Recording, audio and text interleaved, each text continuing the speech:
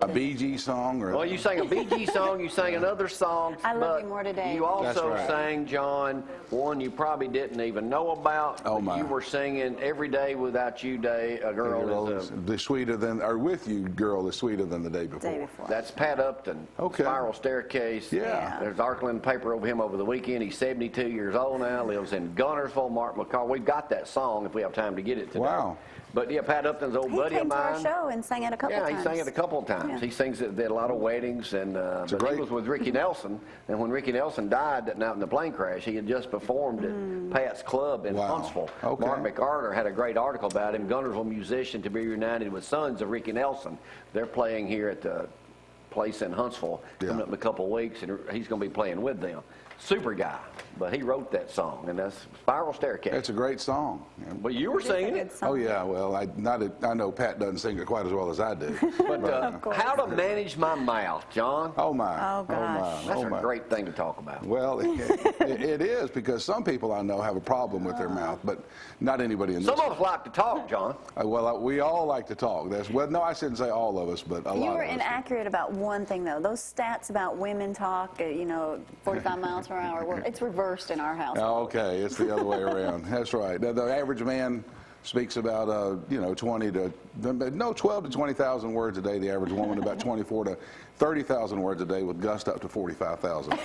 John, sometimes you can be a verbal arsonist. Oh, and that's the truth. That's right. Sometimes you can, and we talked about that with the mouth, managing our mouth, because sometimes we can absolutely be verbal arsonists and just torch everybody around us. We got to be careful with that. You said we must learn to control our tongue and manage our mouth. Well, that ain't that easy for some of us. No, it's not. My tongue has cost me thousands of dollars in court. Well, you got to watch out. Well, worth every minute of it. That's why you haven't learned. If it's worth every minute, then why not? Then go ahead. Yeah, come on, John. Not a problem. And now, one thing I like to talk about gossip. Well, I do too. I hate to say that. I hate to say that I'm a gossip, but I am. And but we shouldn't be. I should be very, very careful with how I use my tongue. But if somebody tells me something, I'm going to go with it and then let somebody else tell me I'm wrong, right, Greg? There you go. Right. Yeah, Rick, did you hear about it? There you go. Our tongue literally steers our life. I believe that so much. I believe that so much. And what I'm trying to talk about is, the things we talk about, the things that we measure. And one statement I made yesterday or the other day was that, if you never ever talk about God publicly or privately, you're probably not heading to be with Him. If that's something that never, and I said publicly or privately, if it's never on your mind, never on your heart, you never speak about it, then you're probably not. Like I said, why in the world would God be so cruel as to bring you to heaven and make you have to talk about Him for the rest of eternity if you never like to talk about Him here? Yes, sir. I have another question. Yes, sir. You got here, our tongue directs where we are headed in life, and I've got, how does that work? Well, it works in spiritually where we're heading, heavenly wise, but also in everything else. If my father taught me that never to put myself down, and now he did for. I never had a chance to do that because he was always putting me down. Well, I was just going to say how hurtful that was. I was just going to say how the great thing, my father's father put him down a lot, and so he broke the cycle and stopped. Yeah, absolutely. Was that just a culture of the way people were brought up here in the South? Well, I think my grandfather did the same to my dad. Yeah, and I think back in those days, it was a different time, but not every grandfather was like that. My father's father, from everything I heard, was pretty rough, and my daddy would have been, except my mama helped change him, soften him up a little bit. But my daddy, the one great thing that he did for me is that he just never allowed me to put myself down. Now, like I said, he corrected me. He brought me down, but he didn't allow me to put myself down. I never was able to say, hey, I'm a loser, I'm pathetic, I'm this. He never would allow me to do those things because he'd say, no, you're special and you're going to be something special. Now, those are all lies, but I appreciate them anyway. And that helped me out. Dusty, we went to one of Dusty McLemore's services at First Lindsay Lane Baptist Church, and he was talking about, we had someone come in who was a speaker and their son was on drugs and everything, and Dusty talking about how he was wild, and he goes, my goodness, if my kids would have come in there, I'd have told them, and he said all those things that you would have, when you're angry with your kid who's done all that, he was like, I'd have called him a loser, and you're never going to amount to anything. I mean, even Dusty McLemore had that reaction to be that way. Well, and I think the greatest thing that the Lord showed me, and with my own children, when raising them, is yes, when they did wrong things, we always corrected them. Yes, but what I was always say, you were born to be great.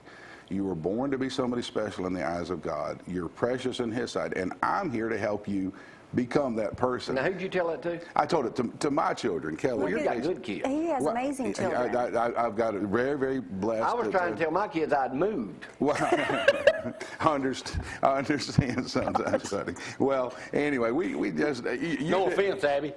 You did fine, Jamie. You did just fine. Yeah. You got boasting tongue has an insecure heart.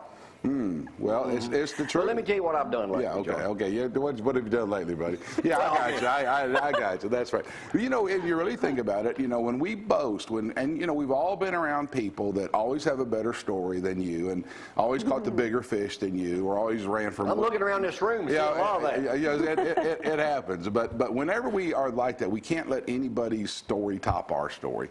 Well, it's because we have an insecure heart. We embellish. We really didn't see so and so, but we say we saw so and so, or whatever the thing is, and it's always because of insecurity, and it's something that's that's in our hearts. It's easy to do, but we just need to be secure in who we are. We don't need to impress anybody else, because you know what? They're not impressed.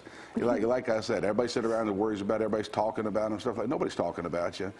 Just be who you are and relax in that. I wished I'd never said that about you, John. Oh, I understand. I do. But at least you got something to confess, Jay. Oh, I got plenty to confess. Yeah, that's right. You got to have something to confess. Yesterday we did a survey. And it said, it was a survey done with 100,000 people across the world, 25,000 of them were in the United States. Married couples. Yeah, it talked about sex and everything else normal married people have.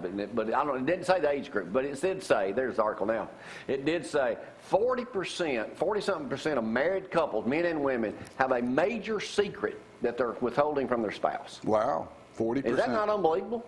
No, I think it's very believable. Yeah. Oh, really? Oh, yeah. He hears so much. Yeah, I hear it all the time. What's some of the secrets somebody else? Well, that they're secretly, no, there's all kinds of, there are some secrets. I couldn't imagine that. Well, but you know what? I will say this, though. There's some As many times as you've been married. Well, I didn't tell them a lot of stuff. Yeah, okay, there you go. And I will say this, though. There are some things that are better left unsaid.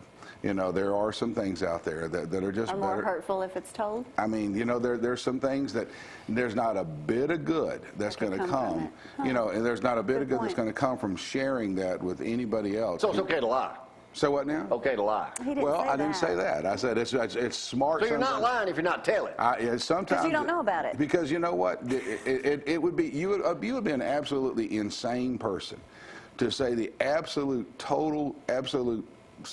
specific truth about every single thing that there's, because some would be so hurtful. And, you just got to watch out for some of them. Let me take a quick break, come back and let Tom and Greg join us. I got a few other things I want to talk about before we get out of here on this Wednesday morning. Hold your seat there, John. Yes, sir. We'll take a break on a Wednesday morning. I'll tell y'all, show you some pictures in just a moment, too. Y'all hang on.